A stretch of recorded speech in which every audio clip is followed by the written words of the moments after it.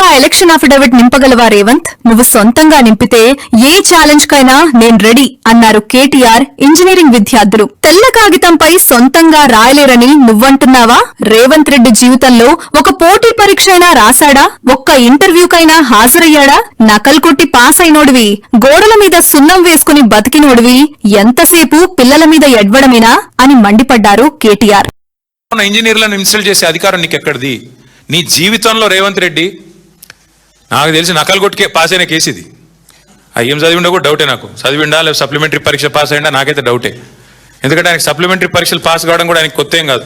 అసెంబ్లీలో ఓడిపోయాడు, 3 నెలల తర్వాత వచ్చిన పార్లమెంట్లో సప్లిమెంటరీలో పొరపాటున గెలిచాడు. ఏం చదువుకున్నాడో ఎవడికి తెలియదు.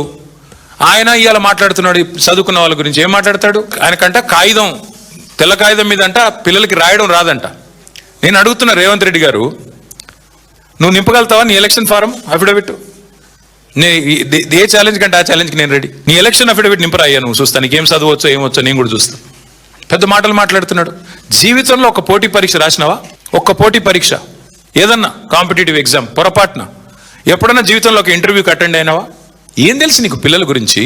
మేము కష్టపడి చదువుకున్నా. నేను కూడా జీమాట్ రాసిన, జిఆర్ఈ రాసిన, జవహర్లాల్ నెహ్రూ యూనివర్సిటీ ఎంట్రన్స్ రాసిన, ఆల్ ఇండియా ఎంట్రన్స్లో సీటు సంపాదించి పూనాలో పోయి చదువుకున్నా, అమెరికాలో పోయి చదువుకున్నా. ఎంతసేపు ఏడుపులు తప్ప వేరే వాళ్ళ మీద. ఒక్క ఇంటర్వ్యూ అటెండ్ అయిన ముఖమా నీది? ఒక పోటీ పరీక్ష రాసిన ముఖమా? పోనీ ఒక అప్లికేషన్ రాసే తెలివి ఉందా? నకలు కొట్టి పాస్ అయినవి, గోడల మీద సున్నలు వేసుకుని బతికినోడివి. నీకే ఇంత ఉంటే మరి పిల్లలకి ఎంత ఉండాలా?